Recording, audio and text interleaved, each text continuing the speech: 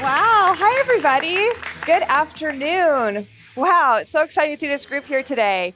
Welcome to the 5G Hub Summer Speaker Series on 5G and Smart Cities. My name is Erin Raney. I lead the Tech Experience program here at T-Mobile. And we are so excited to host you here for our second session at the 5G Hub, where we are all about creating new 5G solutions.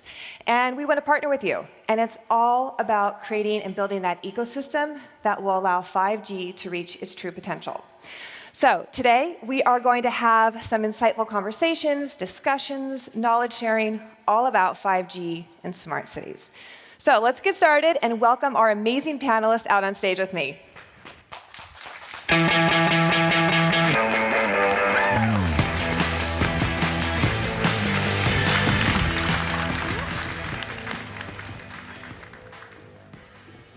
Wonderful. Welcome. All right. You guys are in for a treat today. Again, we have some amazing panelists here with us.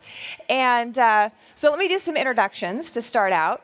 First, we have Adam Szablya. Adam is the founder and CEO of Metrolla, which he created after experiencing problems while working to develop autonomous vehicles. He has since expanded his technology development to include industrial and city infrastructure intelligence.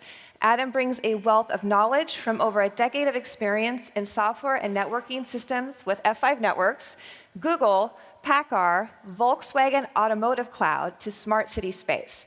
Metrolla was also a participant in the 5G Open Innovation Lab, I believe batch 4, and just another great example of how local partnerships can support next-gen technologies.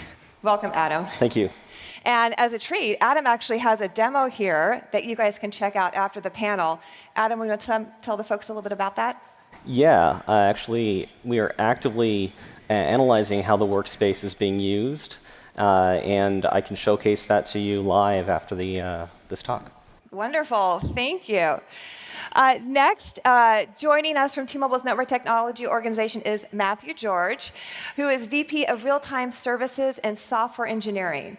Mathew brings over 20 years of wireless experience, 14 of those at T-Mobile, spanning operations, network architecture, and now software and services. Mathew's team has over 5 million active SIMs and over thousands of customer accounts served off of T-Mobile's IoT platform, including Peachtree Corners Smart City in Georgia. In addition, his team supports T-Mobile's DevEdge solution and providing network API exposures for the developer community. Mathew has been an incredible partner for enabling innovation leveraging the latest in network services. Welcome, Mathew. Thank you. Yeah, thank you. All right. And then next to Mathew, we have Chelo Picardal with the City of Bellevue. She is the CTO, and she is joining us to help talk about some opportunities within Bellevue when it comes to smart city applications. She's responsible for infrastructure operations, customer service, broadband connectivity partnerships, and coordinating Bellevue's smart city strategy, which she actually has brought with her today. Check that out. So lots of opportunities when it comes to the city of Bellevue. She has lived in the Pacific Northwest and worked for the city for more than 20 years after beginning her career in Washington, D.C. And I have to say, as a longtime resident of Bellevue as well, I'm very excited about implementing some of these solutions here in the city. Thank you for joining us. Thank you. All right. And then there on the end, we have Mikko Jarva with Nokia, who was just here last week for Nokia's Technology and Innovation Day here at the 5G Hub. And you had so much fun, you just had to come back. Yep. And what's great is you guys actually have extended your Innovation Day, and you brought one of your demos here for this evening. You want to tell us a little bit about it? Yeah, we have one demonstration there which showcases how we can use the low latency power of 5G networks and edge computation for industrial automation and safety. We can also talk to you about network programmability analytics and how we enable ecosystem program network for the application. So come talk to me and Marcelo and others in the back of the room afterwards. We'll be happy to talk and also learn from you. Wonderful. Thank you, Mikko. And so a little bit about Mikko. He leads the Advanced Technology Group, Cloud and Network Services, and has over 22 years of experience in telecommunication software and even more with data analytics and AI software solutions. Mikko and Nokia have also been I already said we've got the demo there, so we are good to go. And we're here to talk about 5G and smart cities. And as we know, 5G brings faster speeds, support for more connected devices, lower latency, and increased reliability.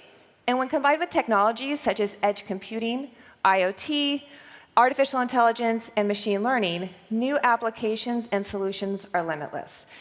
Smart cities are a perfect example of an ecosystem that benefits from the breadth and variety of these solutions.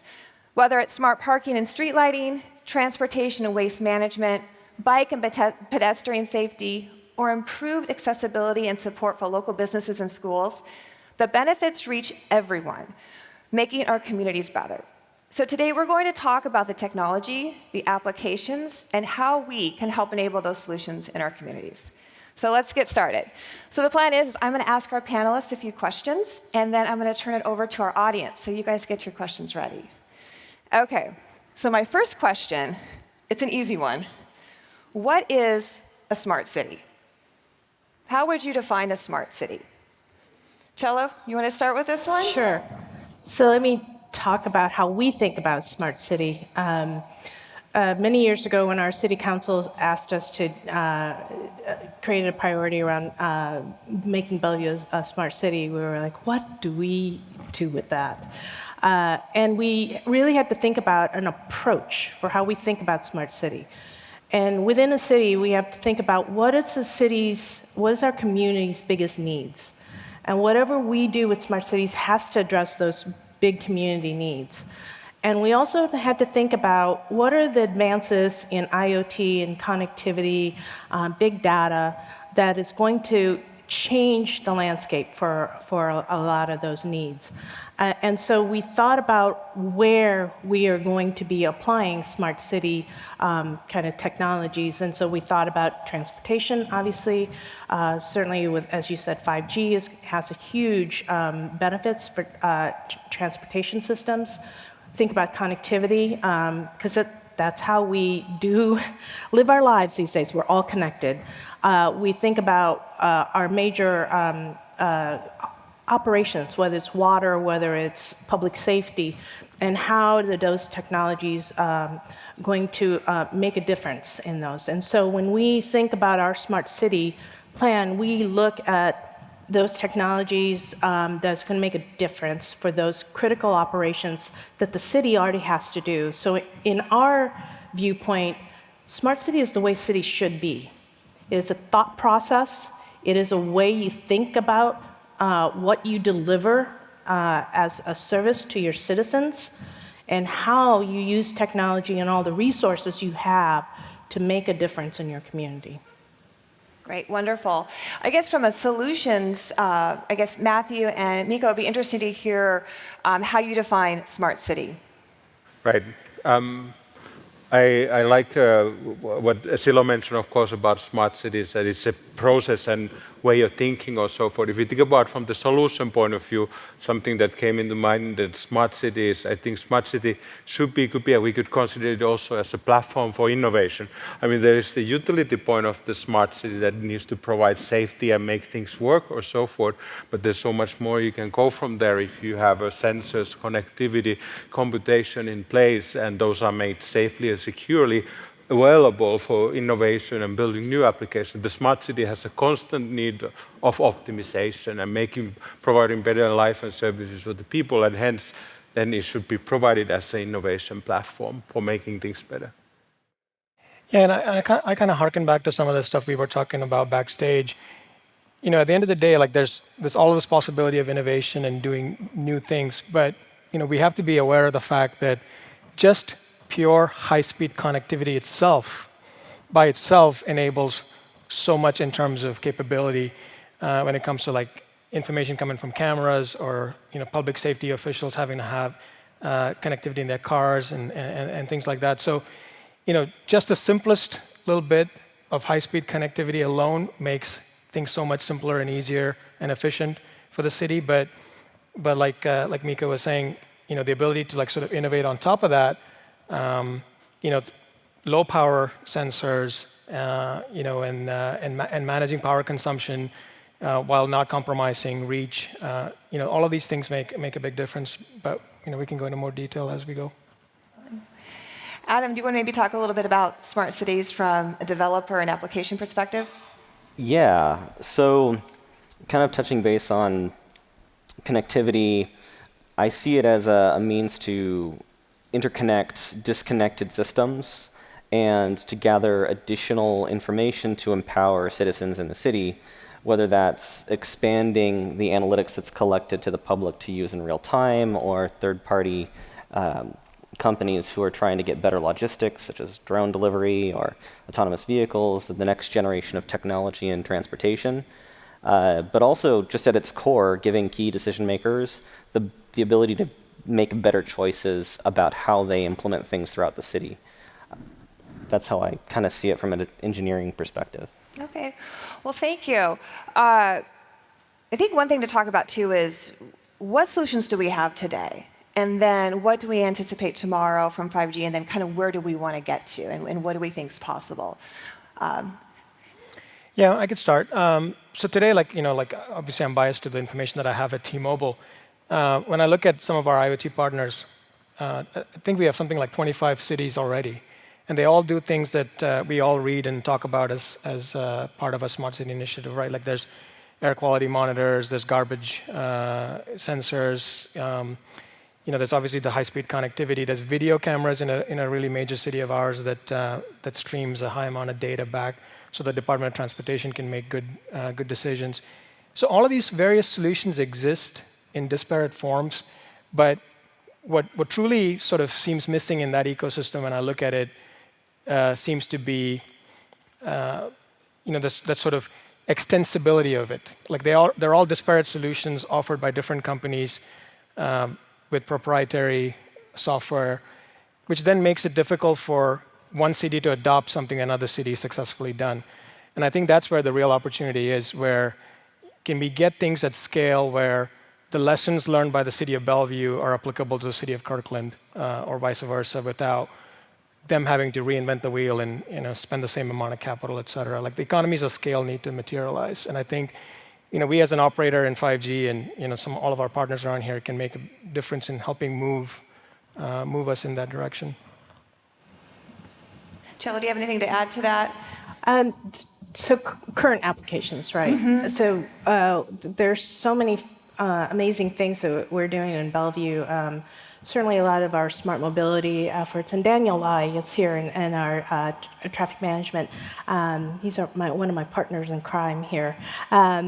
They do so many innovative things, whether it's partnerships for video analytics to try to figure out, when vehicles and pedestrians are crossing, are there opportunities for us to assess that and see when there's going to be a conflict? If we can get ahead of that, we can save lives. And so that's a part of this is for a city, that's what we're trying to do. It's what is the benefit for people. There's certainly a lot of things that we're doing to make our utility, our water utility, more efficient. So, 40,000 smart water meters are going to be going live soon within Bellevue. We certainly have a lot of Wi-Fi within our communities, or we're using public Wi-Fi for our students, in our with King County Housing Authority within Bellevue, trying to address the digital divide in that. But there's so many amazing things that we are, as you said, we're still, the technology is emerging, the use cases are continuing to emerge, and we are still pursuing a lot of really cool advances through some grant opportunities, through some partnerships. Some exciting new things will be coming on board soon. Would you say, too, as Mathew was talking about the economies of scale, is that a challenge as well?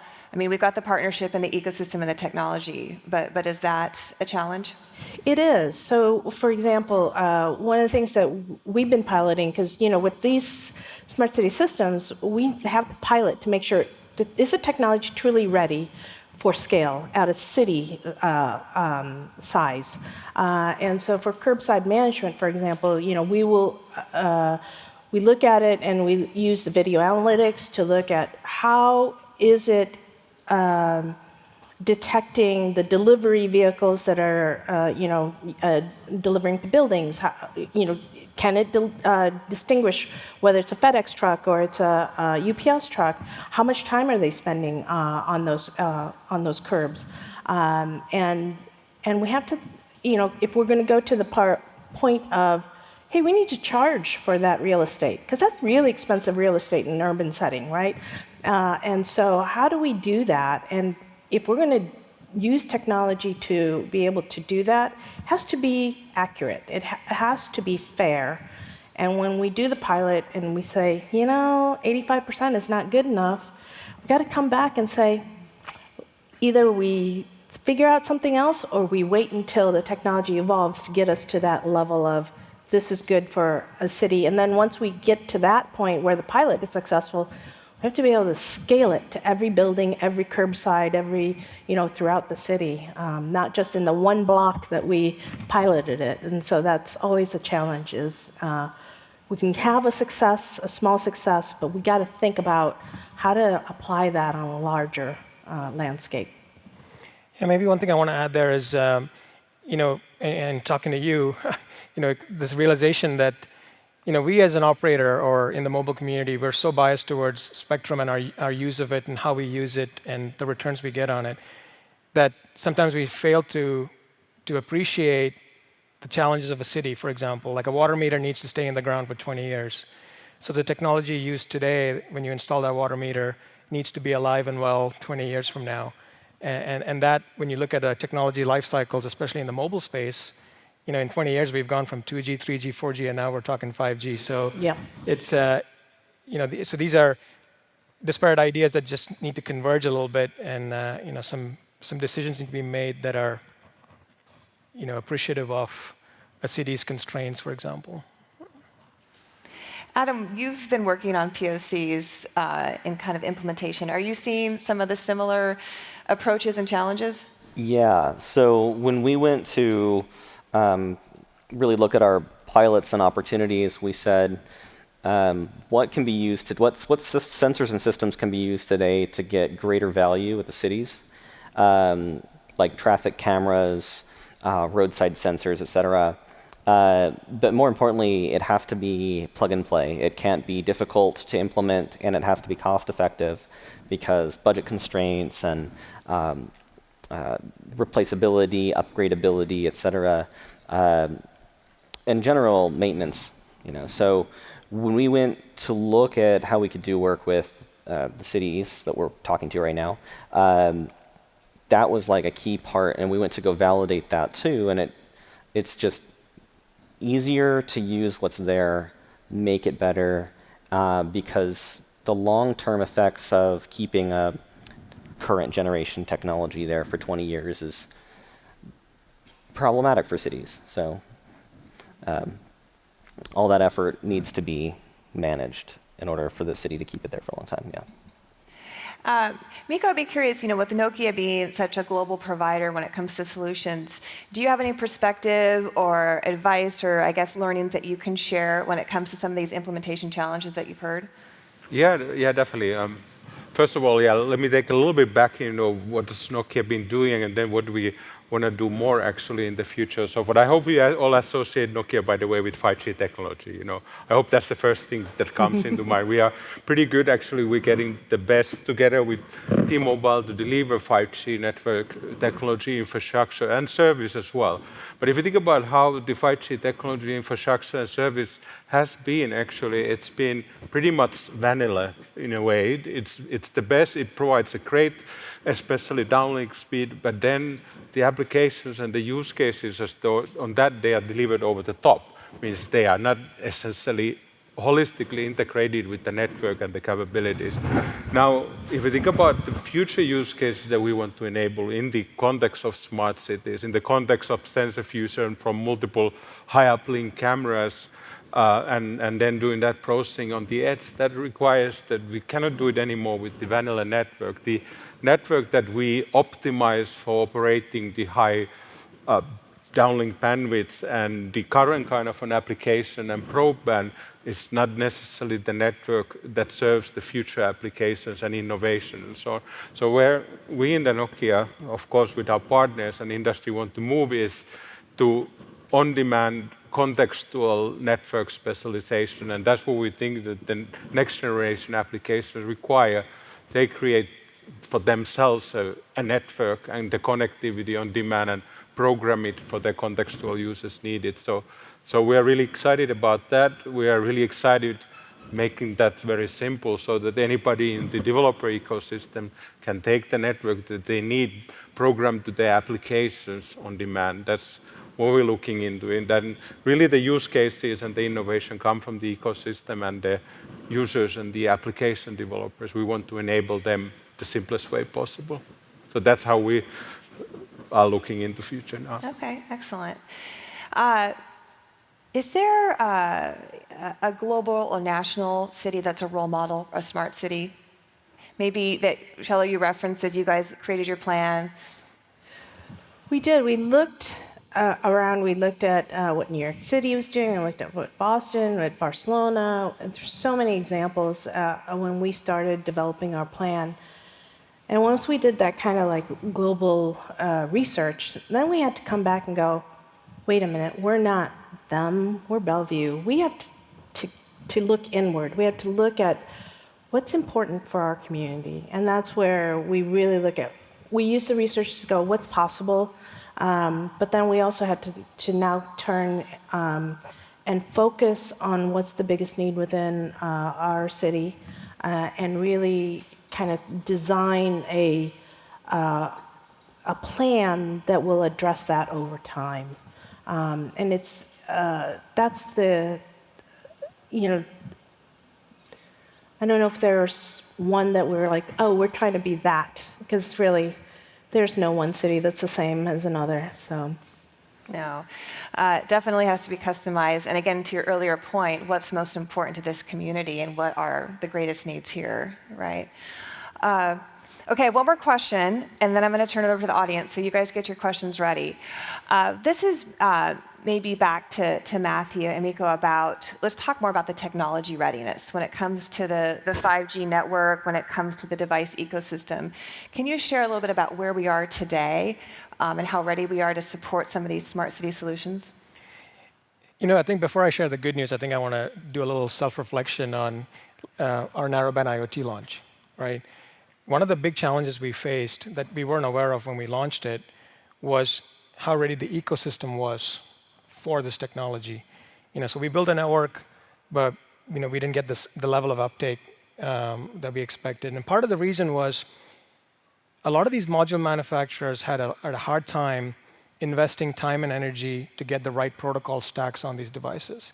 So getting a module to work on a narrowband IoT network was not the challenge. The challenge was, how do I put a protocol stack on there that's optimal, can be remotely managed, and efficient? And that became the sort of barrier to entry, if you will, or barrier to success.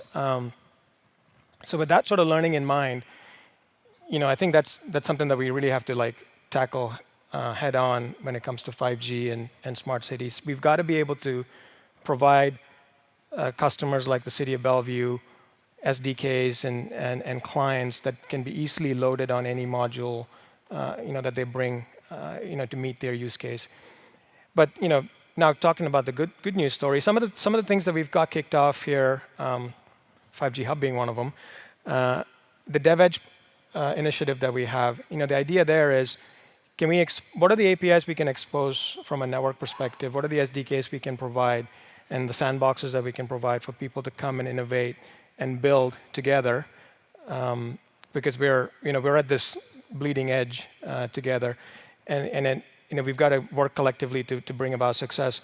So that's something I'm really excited about. T-Mobile's all in on this DevEdge initiative. You know, we're proud of our, obviously, the 5G footprint, right? Like we've got unparalleled leadership, and you know, we expect to be there. Our SA network is making great progress. We're the only one with a standalone core which is sort of key enabler to things like slicing, et cetera, that we hear about, right? So, we've got all the pieces there. When you combine that with the dev edge capability and facilities like 5G Hub, I think we can build something really really remarkable, make history, I suppose. Love that. All right. Any other comments on the technology readiness? Yeah, I would also align with Mathew on a sense that I think 5G is pretty good start actually. We got a few things right in there. I think the service-based architecture of the 5G core, the exposure of that, the fact that many of the cloud network functions are delivered cloud native, that provides sort of the foundation for programmability, scalability, and also specialization for specific purposes, like the true concepts like slicing or so forth. Of course, the next generation of 5G Advanced and 6G increase on these capabilities and make the network more adaptive for services and circumstances and so forth. We don't have to wait for that. We can bring, while thinking like developers, we can bring the true programmability capabilities on top of the 5G technologies already now. Of course, we are not ready yet there. We need to learn again from the ecosystem how we do that, but we are working on that very hard. And what do you think, Adam? Is that what you're seeing as you're developing these 5G solutions? Yeah, a lot of the development life cycle that we go through when developing on 5G networks is very similar to how one would develop a web app by today's standards. So when we talk about 5G readiness as a backbone or an ISP, there's things that I have to do that I think I kind of adapt to, and T-Mobile is basically prepped to accommodate, such as IP addressing and external connectivity directly to edge devices, which I'm really excited about. Can I say something about technology? 5G readiness, 5G advanced so quickly for us, and it's been so amazing to see that speed of development. And the promises of other technologies that's going to use 5G, we're waiting for those. So obviously autonomous vehicles, we're like, that's the big hype. We get 5G and we get autonomous vehicles, and that we have to look and see how is that technology evolving. Is it really ready for us? And we can be sitting here waiting for that technology to mature. But meanwhile, we could also be waiting or doing other things to take advantage of 5G. And so that's what Daniel and his crew are working on, is some of those connected vehicles, where at a traffic intersection, when a pedestrian presses the crosswalk, can it send a signal to the connected vehicles in the area to say, hey, somebody is trying to cross, heads up. Or we have radar speed detectors that can send a signal to say, you're speeding, either to your mobile app or to your phone, or your car, so you can see it on your dashboard. There's a lot of promise there that could probably go a lot faster in that area. We can get distracted with one thing, but there's also a lot of promise in other areas if we're just thoughtful about identifying those use cases and say, hey, the low latency of 5G could really make a huge difference here. Yeah, those are some great examples of how we can evolve. I mean, it is early for 5G. It's really a journey, right? And I think we don't have to wait until we reach all of those capabilities in autonomous vehicles to get the benefit. So, great point. All right, audience.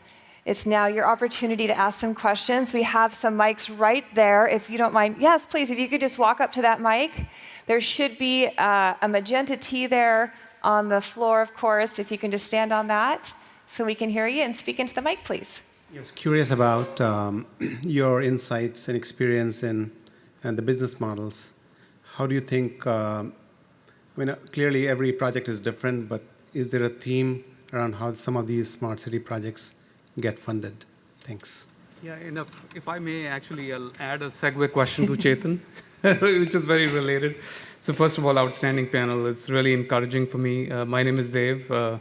25 years with Nokia, then about a year with a startup.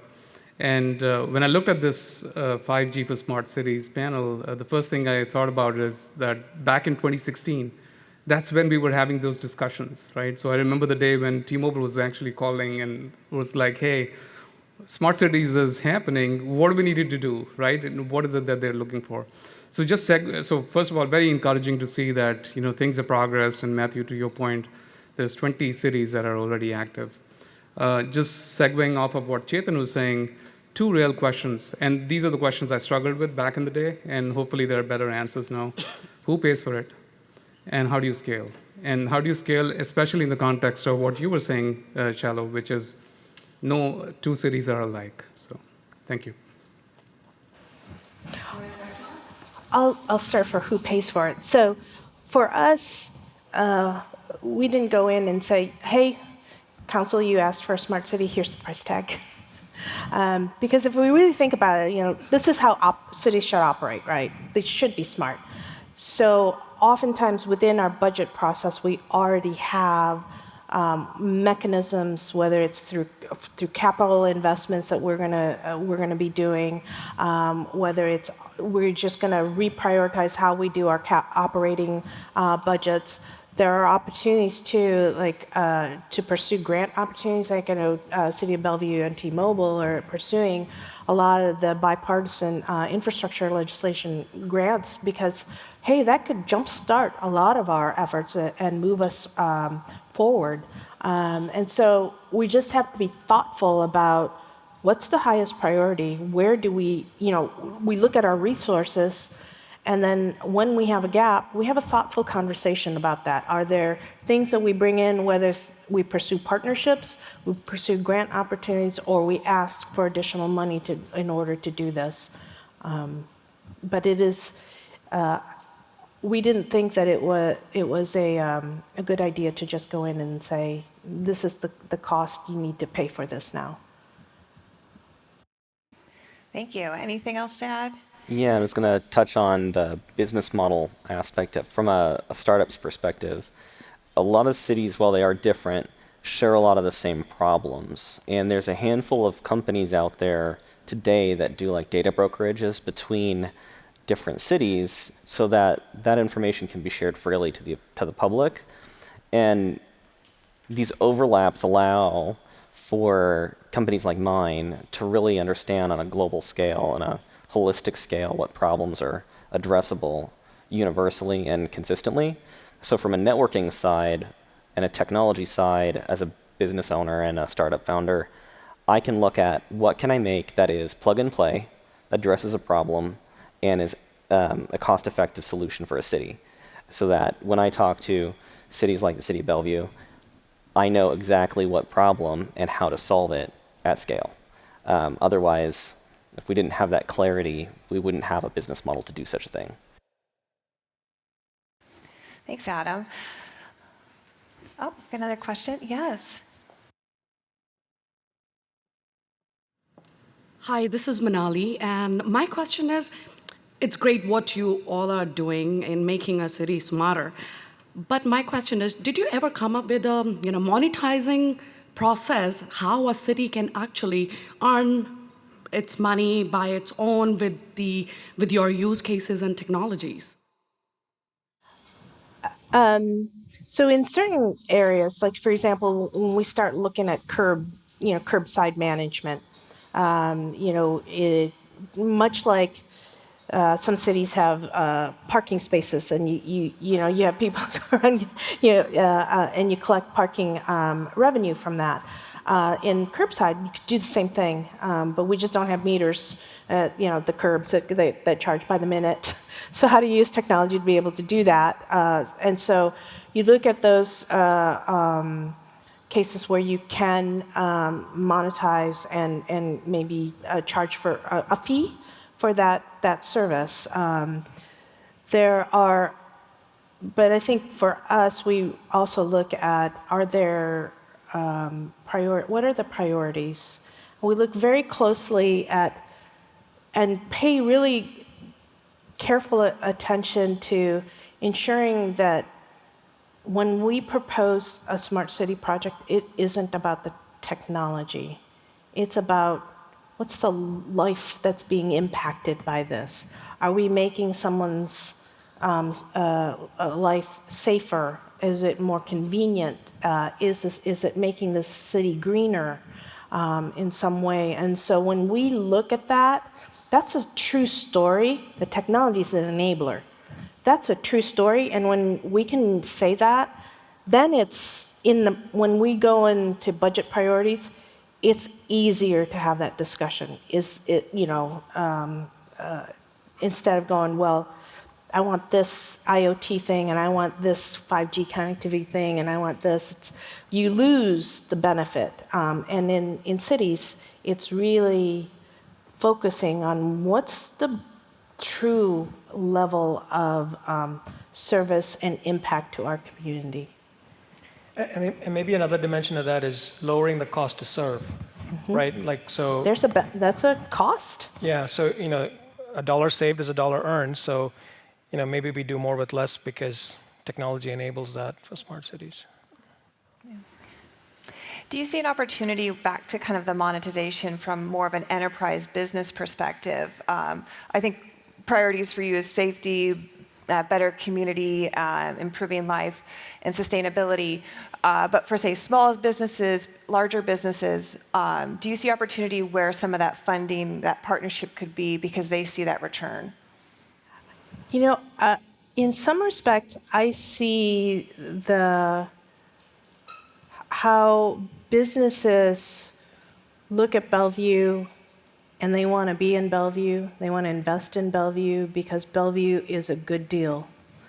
And in that regards, economic development is part of our smart city plan because what we're doing is also a marketing thing. And, so the Kirklands and the Redmonds and the Seattles of the world, watch out, Bellevue's competing for your talent too. But really, it is about, hey, if we're building a community, it's also economically vibrant, but it's not just culturally vibrant and safe community, but when everybody looks at how good is Bellevue, and they can go, I get my money's worth when I'm a business in Bellevue. And we poll our community. We do surveys every 2 years. We ask the businesses in Bellevue, are you getting your money's worth? Is taxes you pay, is that worth it? And we still rate really highly with our constituents. And so we see what we're doing. It's we're not looking at monetizing all of that, but what we're seeing is something's working here. The ecosystem we're building is working, and it's resonating with our community. And our community is willing to continue to pay in many ways because they get the value that they need.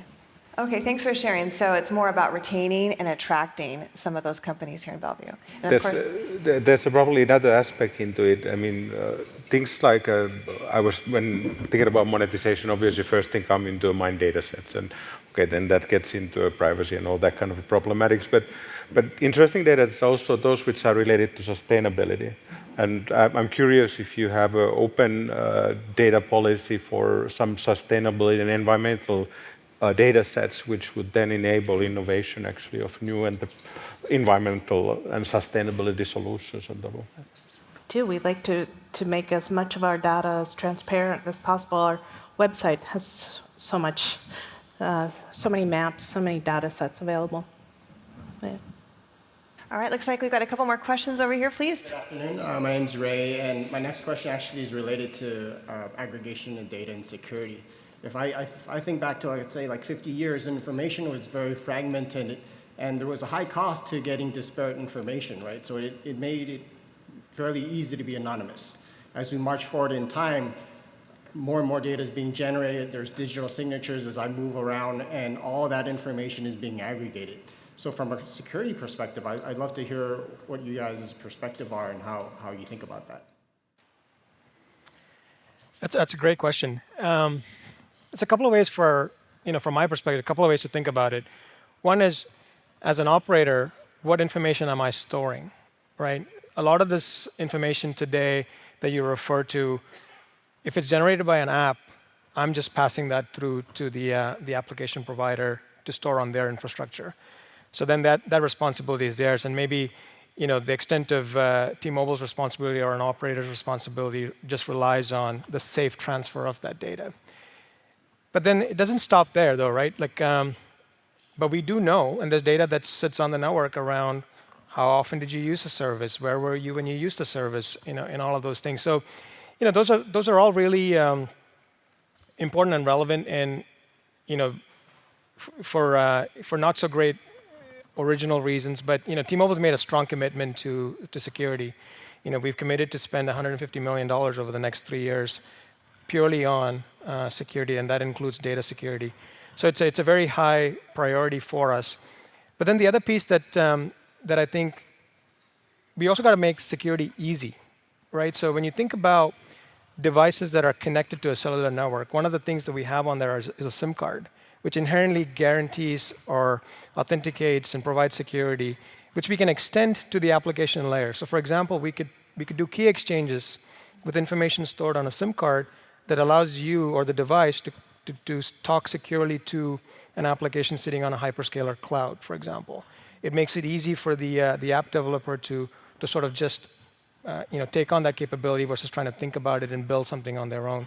So there's things like that we could do that play a very material and tactical role in enabling security. But yeah, that's where I would. Maybe I extend a little bit on the security. So from Nokia point of view, obviously, I mentioned that we have an idea that we want to make networks accessible and programmable and consumable by ecosystem and developers. That obviously means that we also have to double down on the security and securing of those networks, and that from all the players and touch points point of view. So it's a very important area, both in terms of a business, but also credibility is that we have technologies that secure this distributed solution built on networks and ecosystems. So it's an important area for us. On privacy, we don't look into any kind of a data monetization solution. What we look into is into solution which enable or data monetization platform. We look into solution which enable ecosystem, which is a relationship from many to many, to share data in a controlled way to whomever they want to do. So instead of looking at the way that things are doing in the Web3 world, looking at the way Web2 world, looking at how they are done in the Web3 world, which is a one-to-one relationship in ecosystem or network decentralized ecosystem. So that's another important technology, how we're looking to enable data sharing, but not through a centralized platform, but distributed platform where you give an authority of which data can go to where. And then that can be personally monetized by the parties who provide that. How's that sound, Adam? Yeah, I was gonna say, as someone who uses cameras and LiDAR sensors and other visual sensors, there's a lot to be said about the ethics of machine learning and processing of visual data. We don't store any of that data. It just gets processed at the edge, and then it's anonymized, though there's a handful of companies out there, and it is ultimately up to the companies to choose the kind of ethics they want. But the general trend that I've seen throughout our conversations with cities is that anonymizing that data is really important, not tracking its citizens in a way that is malicious, but in a way that benefits the city's overall health and well-being of its citizens, and we track with that ethics. Great, thank you. All right, we have another question. Hi, my name is Matthew, and my question is, what do you think is the greatest problem that our city, Bellevue, faces, and is there any way that 5G will be able to facilitate the solution or completely solve it? Biggest problem. Just pick one. Yeah. A community as diverse as Bellevue is always going to have complex issues. Many years ago when we were looking at our smart city plan, we knew that our community was very concerned about congestion, traffic, and so there's the huge push or huge element of our smart city plan was around mobility, is around transportation, and so looking to make our streets, our traffic flow easier and make people safer on our roads, and over time. That is shifting, and we need to stay on top of that. And so another big concern for the community is, affordability, affordable housing, and that's where some of the digital equity issues that we face come in. And how do we look at some of the services that the city provides? Free public Wi-Fi in certain, community centers or in certain housing properties. But we certainly want to partner with who are the broadband providers these days, because, families, students, they need broadband in order to do, to learn, to be able to work. And if we leave a segment of our society behind and the rest of us advance, that's not fair, and that really doesn't create a community that is healthy in the long run.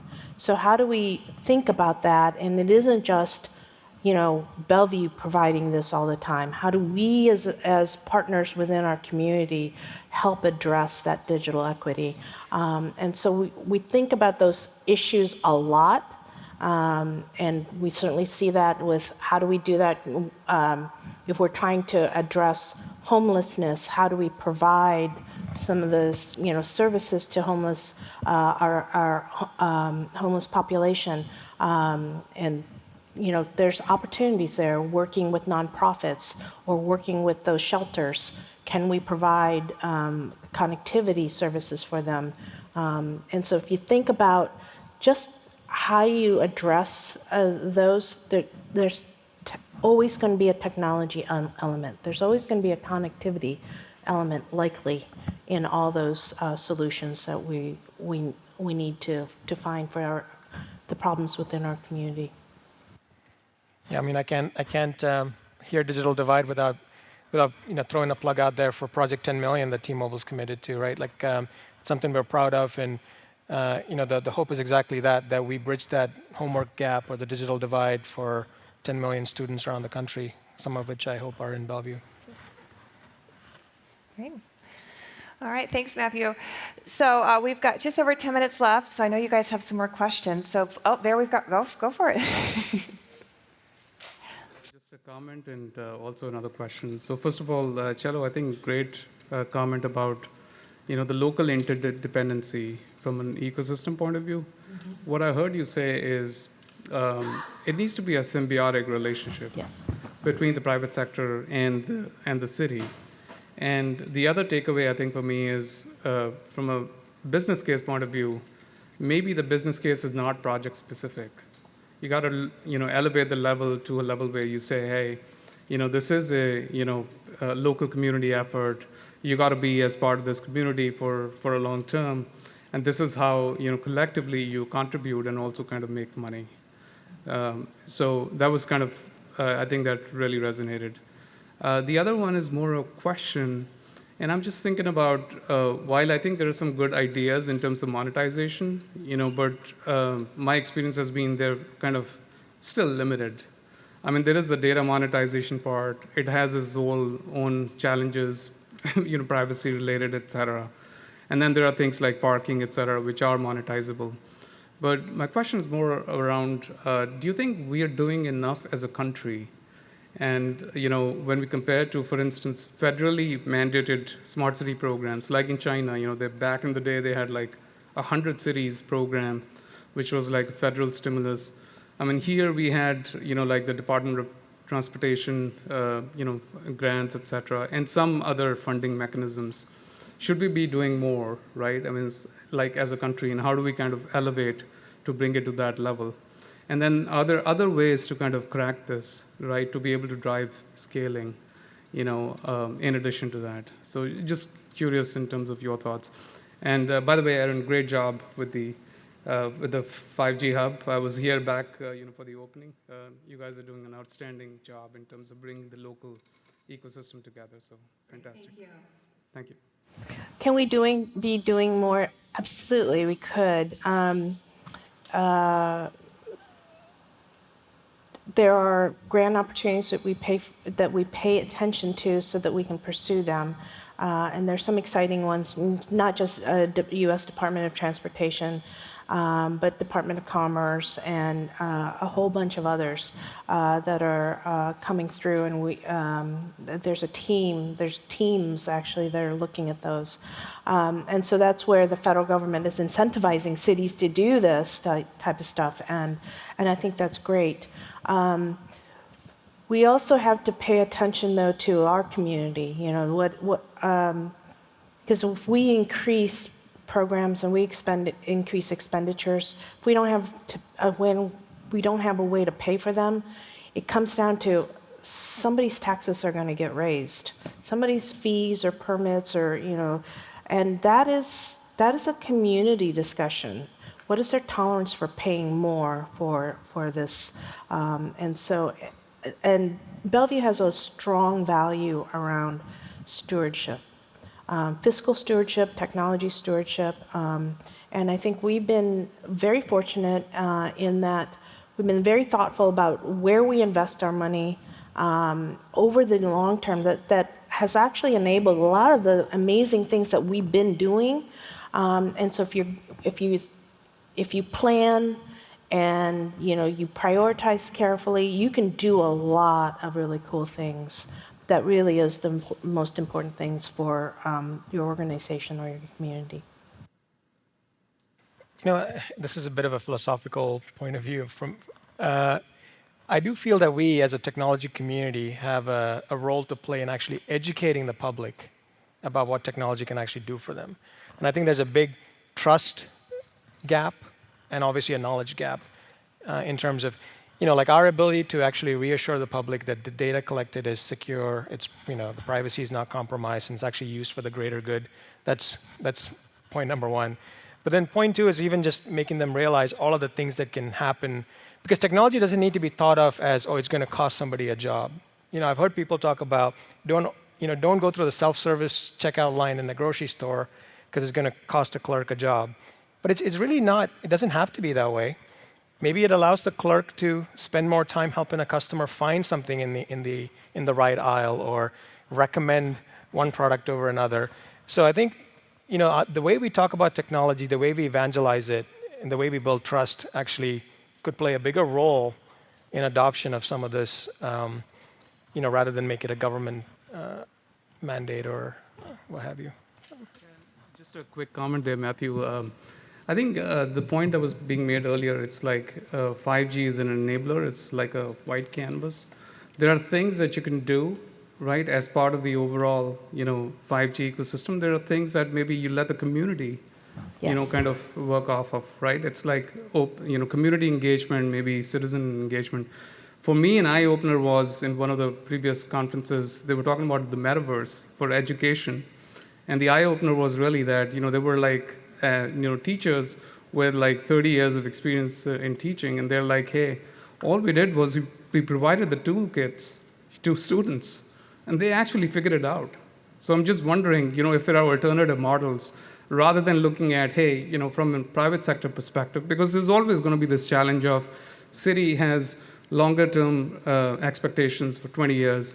Private sector is always going to expect shorter returns. So how do you sustain it over the long term? So I'm wondering if there is a balance in between, which is like, hey, these are the toolkits, get the community involved, get the students involved, get the millennials and the Gen Zs involved, and maybe they do a lot of this app development, and that kind of drives the ecosystem.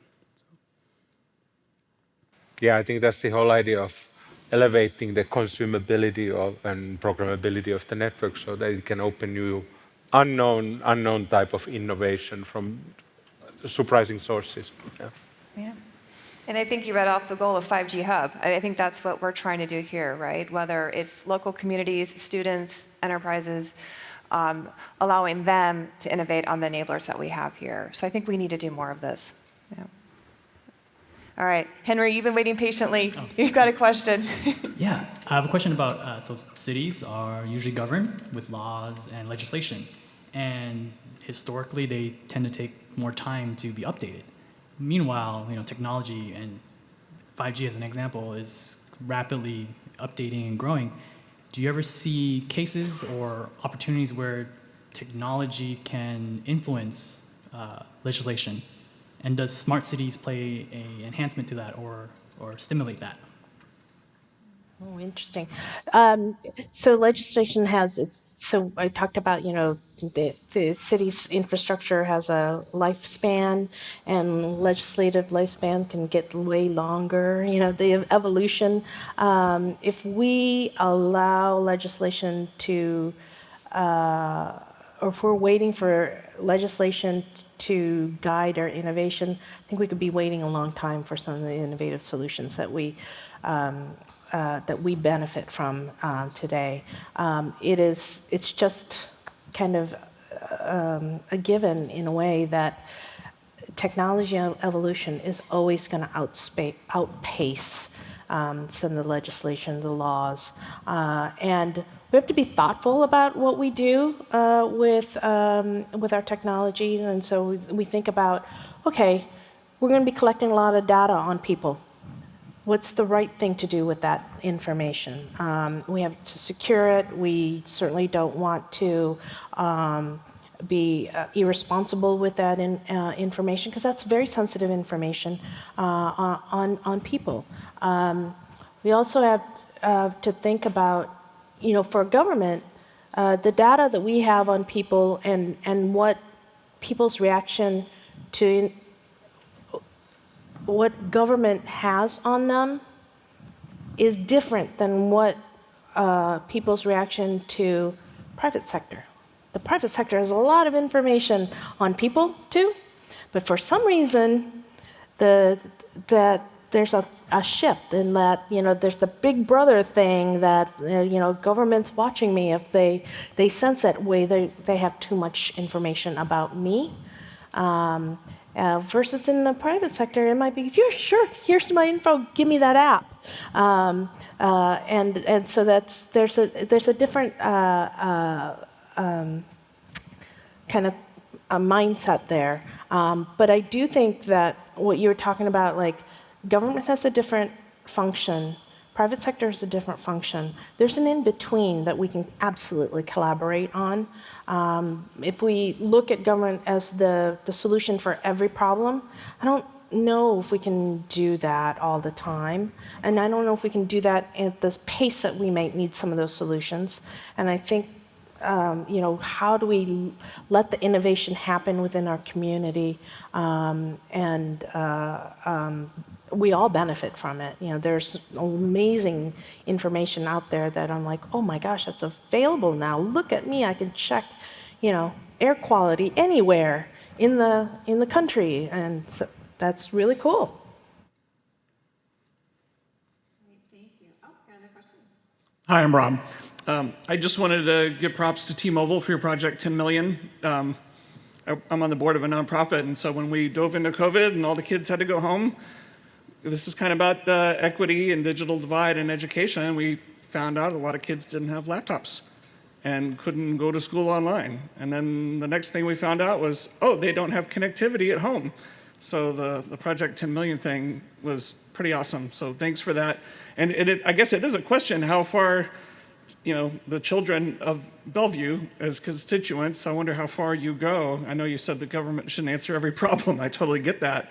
But boy, that was the thing that kind of hit us all in the face when all these kids went home. So yeah, I don't know what your thoughts on a smart city. How far do they dive into that part? Like school districts, I guess.